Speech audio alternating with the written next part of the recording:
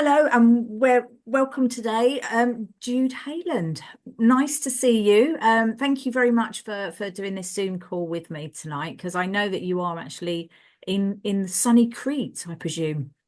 I am, and it is actually very sunny. Well, it's nighttime now because we're 2 hours ahead, but we are Oh, having very good weather, so ah, we're very brilliant. That's lucky. fantastic. Now, obviously, you're a writer, a published novelist and you teach creative writing. So if you could just tell us a I little bit do. about yourself, and then we'll crack on with some questions. Okay. Well, my writing career really started as a short story writer for women's magazines, right back in the 1980s. Many decades ago, I used to write for Woman's Realm, Woman's Own, Woman's Weekly, all those magazines. And I did that for a long time. But it is very prescriptive. You've got to write the sort of stories that they want you to write.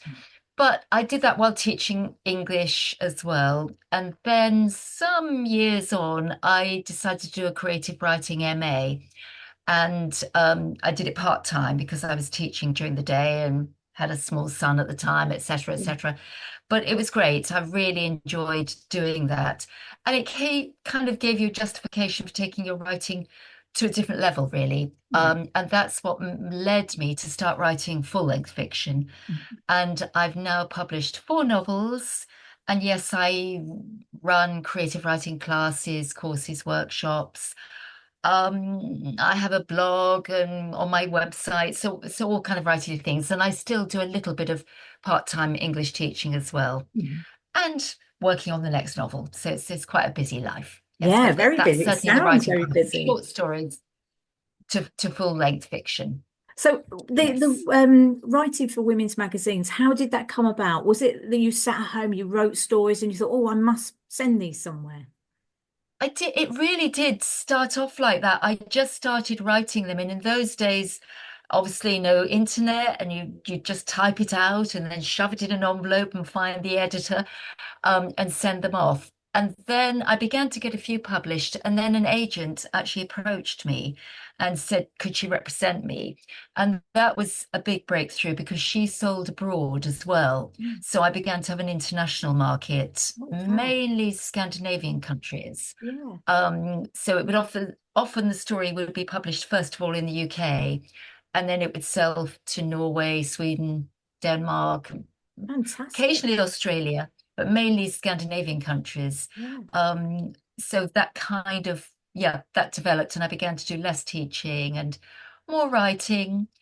But it was still very, I mean, it's great. I'm not knocking it whatsoever. It was brilliant being published.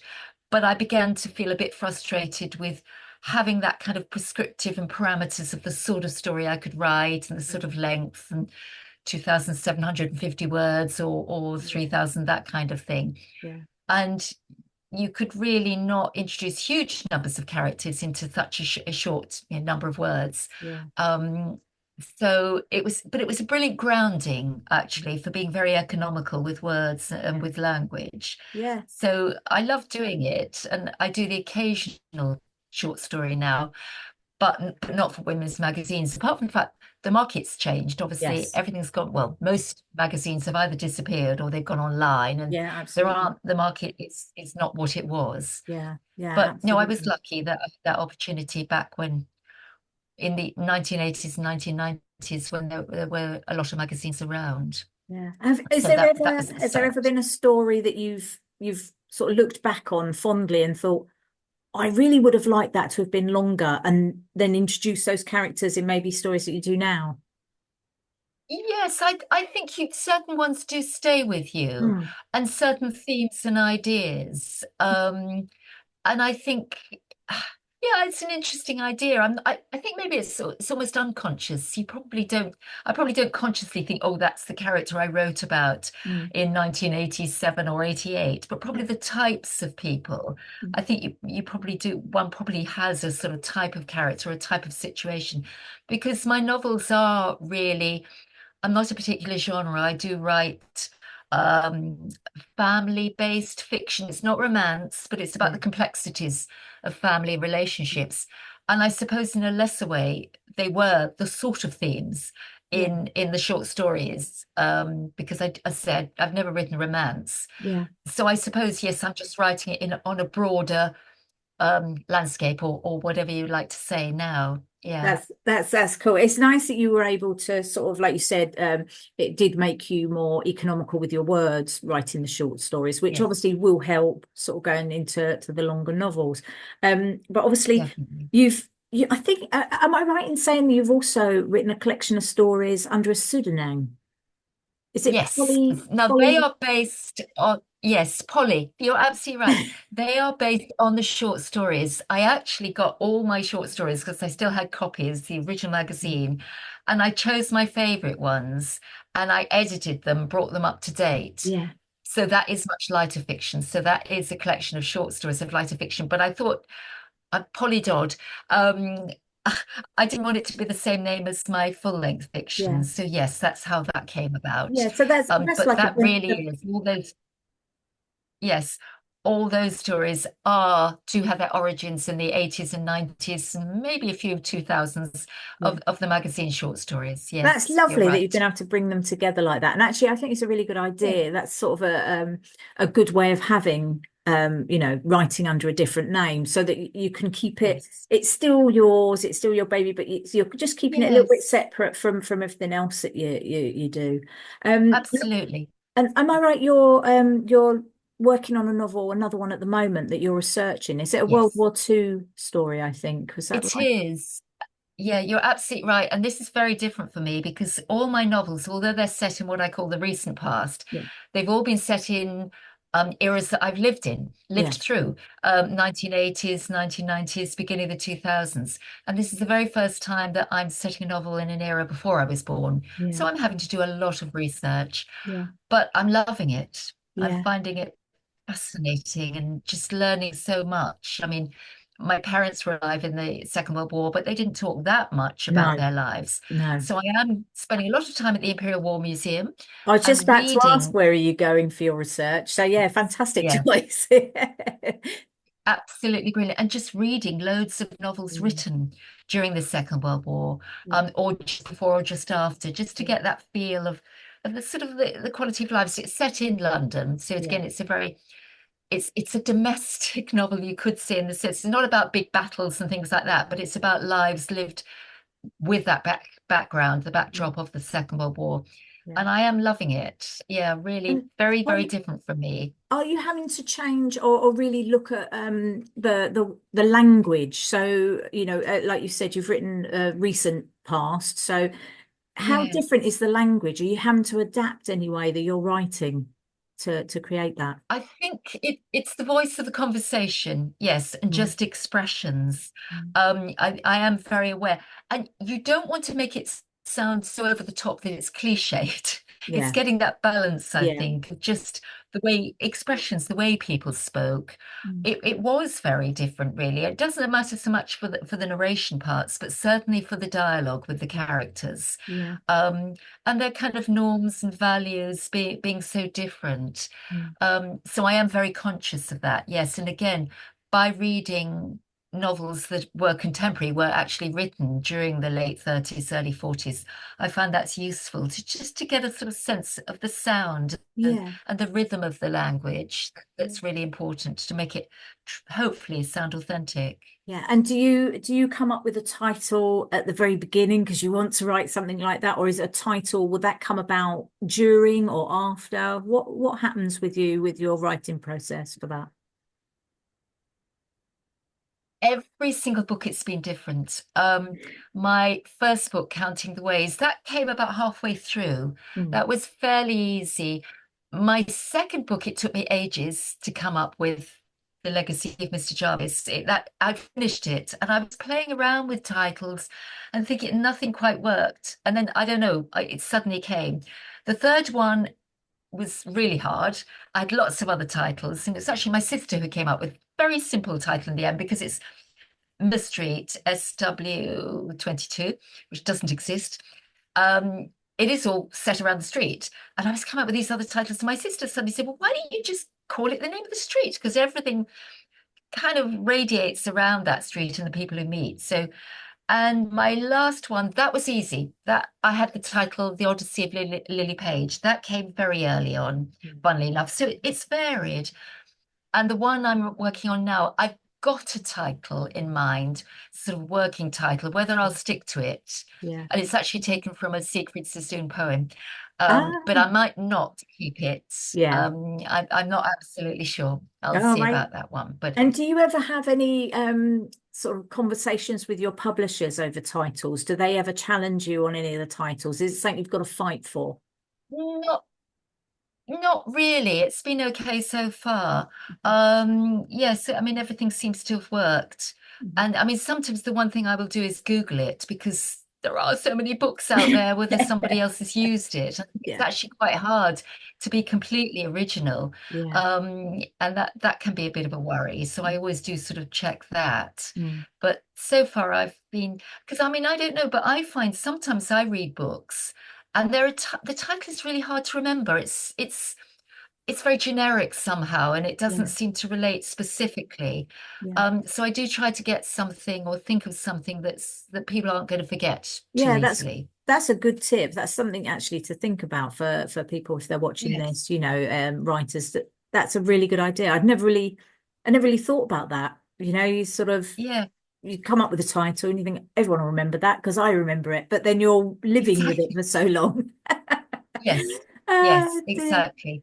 And you Now, don't want anything too long on the front of the book cover. yeah. And also if it's if people are going to read on screen, again, that image that they see when they're buying it from Amazon or wherever, on a Kindle, you don't want anything too complicated, I Yeah. don't think. Yeah. That's something to consider these days. Absolutely. And you're talking about covers.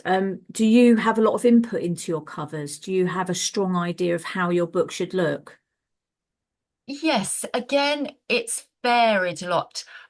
My publisher's always said, "Do you have ideas? What have you got in mind?" And sometimes I've had very definite ideas. And the first one, they came up exactly with what I had in mind, and I was really pleased with it. Second one, to ages. Um, Backwards and forwards, I wasn't happy with it. It looked like a misery memoir at one point. And then I came up with more suggestions. The third one, I actually commissioned a Oh, right, painting okay. because which there was an artist living near me, and I loved her paintings. She does them a lot of Edwardian Victorian houses and Yeah. streets. And so I commissioned her. And then my publisher does the actual, obviously, the layout and the titles and the wording and everything. Yeah. And the fourth one again, they came up with all sorts of ideas. And I was really difficult about this one because it doesn't look right. It's suggesting the wrong kind of genre. And Yeah. then eventually together we arrived at a painting again by an artist who paints the sort of pictures that I had in mind. Mm. So that was again a compromise. But I think it's really important that you're happy with it. Yeah. Um, because it's got to reflect the content Mm. and it's got to make you feel it captures it captures the mood of your story because otherwise it's going to be misleading to the reader. The Yeah. reader might pick it up if it looks too cheerful or too serious or is representing something which the book doesn't Yeah, suggest. yeah, So no, I and think it's really visuals. important. I mean, visuals for me are quite an important thing. And obviously, when I write, I love it if I've got something visual to look at. Yeah. Do you feel that you get Yeah. your inspiration from that, or is it places for you? What inspires you for your stories? It's both. It is places. I always need to know the place, Hmm. and my novels are quite London based on the whole. Mm. Although my first one has lots of settings actually, but I do need to know the place, Yeah, and I need to be able to see what the people look like in my mind. yeah, I'll often see people in the street and kind of imagine them, or loosely somebody I know, a little bit of this. I really need to see them, even if I don't describe them fully. I need to know what they look like, what height they are, yeah, what color of hair, yeah, those details. yeah, I almost imagine if I was casting my film, who would be playing the parts, just to get an idea. But houses really matter to me, and interiors. I yeah. need to know what the house looks like that the characters are living in. Mm. So sometimes I'll cut out pic well, in fact, I'll cut out pictures and stick them on the wall behind the computer screen so Yeah. that I know what the house, what colour their front door is and all that kind of thing. Yeah. So yeah, that's really important. That's lovely. That's really Yeah. nice to know because it's almost like a mood board that you're creating for It is. Yes, it your really whole is. plot. And when Yeah. you have your characters and your plot, what's your starting point? What do you do? What's your process? A little bit chaotic. I know how I'm going to begin and I know how I'm going to end, but Hmm. I don't know the journey along Mm. the way. I know how to start, and I am very much somebody who keeps going back and re-edits and re-edits and re-edits, Hmm. even as and then I'll get to about halfway and I'll go back to the beginning and I'll make alterations, and I might sometimes even alter the chapter order, that kind of thing. And then when I then get to the penultimate chapter, and then again I go right back to the beginning and re-edit before I write the final chapter. Yeah. I'm not somebody who knows what is going to happen in each chapter. I find I have to feel my way. Yeah. And then sometimes, obviously, I know my main characters, but sometimes the character who's supposed to only have a really minor role ends up being more important than I originally intended, Mm. just because of another idea. And it always sounds a bit pretentious to say that your characters take you places that you didn't intend to go. But I do find that happens. Yeah. Sometimes conversations go off in a different direction that I wasn't anticipating. Yeah. So I am very much treading water, feeling Yeah. my way as I go, Yeah. and then need to go back. As I say, I always know the ending, Hmm. and I know what's going to happen to the characters, but I don't know the route, put it that Yeah. way, that they're Yeah. going to take to get there. Yeah. No, that's fine. That's But the other thing. writers, I've speaking with other authors, they live in your head, these characters, and it's really yes, hard yes, if you don't write to get people to understand that while you're on that specific project, they live in your head. yes, And like you say, they can totally, decide what they're going to do. And it's absolutely. crazy. It is, But and I often find like, yes, I get ideas when I go swimming a lot, Mhm. and I find ploughing up and down those laps just for exercise. I get ideas. Yeah. I often if I'm stuck with something, I just leave it, Mhm. go away and do something dull or boring, or go swimming, and that's when I get new ideas Yeah. for, oh, he should be doing that, or no, she's going to go there, or she needs to visit, and I do find it's in the quiet moments Yeah. that you suddenly leave it, go away, and the ideas come, and then you come back to it. Now, what sort of writer That's are what you? works for me. Do you have to immediately write your notes down? I know, which I'm thinking if you're swimming, quickly get out, quickly write everything down, or are you, no, that's going to stay Soaking there. wet on with the towel. No, I don't. I find I do make lots of notes, but I find if the ideas are going to work, I tend to remember them. Yeah, yeah, Yeah. I have got loads of notebooks all over the place. And again, I'm always starting new notebooks. I think every author always has loads of notebooks. yeah, And I love a new notebook, yeah. but then I find an old one with an idea. Um, so I do have loads of notebooks, Mhm. but if it's a good idea, it's going to stick, I Yeah, think. yeah. And if No, not, that's there'll be another idea. absolutely, Yeah. absolutely. So obviously, the World War Two is what you're working on at the moment. Do you give yourself a time scale? I have to have this done by. Are you dictated by your publisher, or is it what you I look No, I it's just when it's ready, and I'm a very slow writer. Hmm. Um, 2 years, 2.5 years, Yeah, that's my kind of length, yeah, which some people will be absolutely appalled. There's the people who write a book every 6 months. I yeah, don't know how they do. I am yeah, very slow, and also the language really matters to me. And again, it's this going back. I mean, obviously the plot matters, yeah. but I write character-driven novels, Mm. and the language and the way the characters develop is really important. The plot is there, but the plot for me comes out of the characters, if you know what I mean. Yeah, yeah, no, I do. So I am a very slow writer, and I go back and I polish. And also, I love doing it. Mm. I couldn't just be speedily ticking off a book here, there, and ever. It's just Yeah. not my kind of fiction, Yeah. and it's not what gives me pleasure. Yeah. It just wouldn't work for me. I wish I could. I wish I could work more so Oh. easily, And but do you ever, I not some. I couldn't shut myself in a room and write all day long, from 8 in the morning till 8 at night. It's just not me. but do I you mean, have a there's favorite life out time? there. Do you have a favorite time that you write or a favorite place? Yes. I do usually I have my study and my desk and my computer, usually first thing in the morning and then early evening. Yeah, mornings and early evening are best for me. I can't write late at night. I get really tired. Yeah.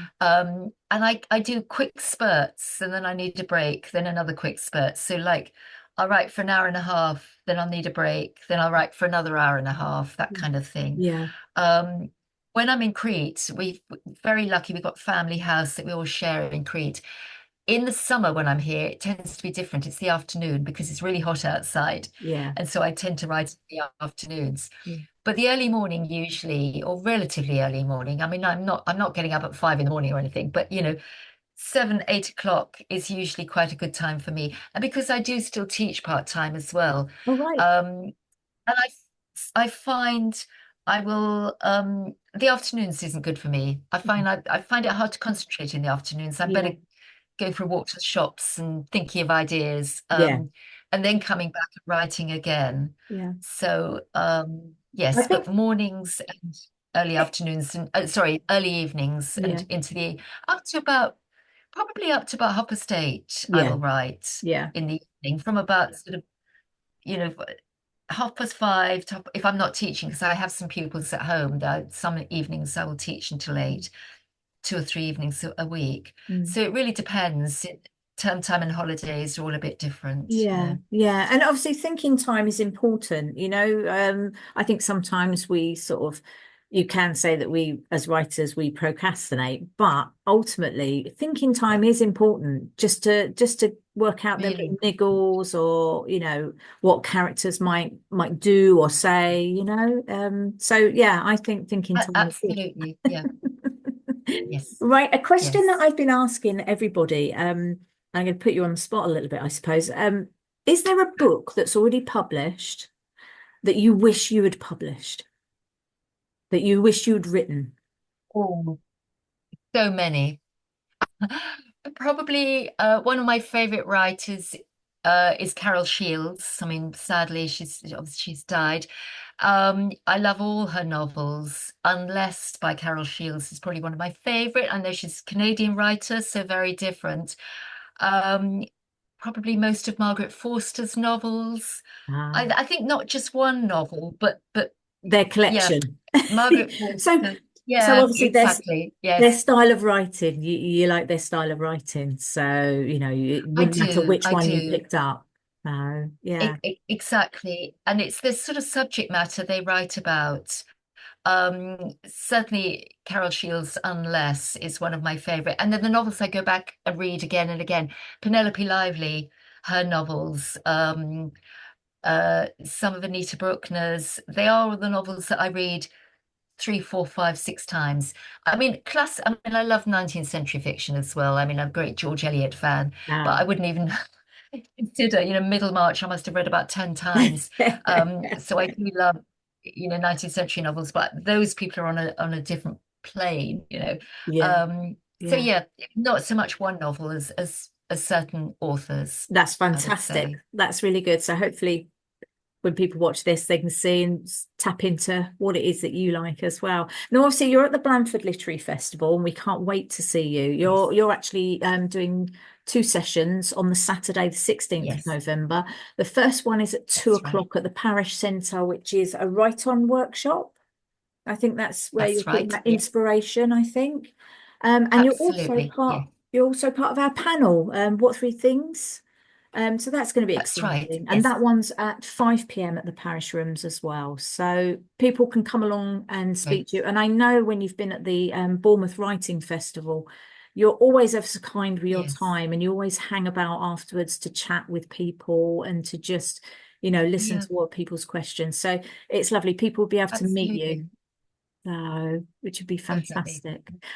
And Really looking forward to it. we are so excited. It's coming up so quickly. It's what, I know, I just over know. 2 weeks.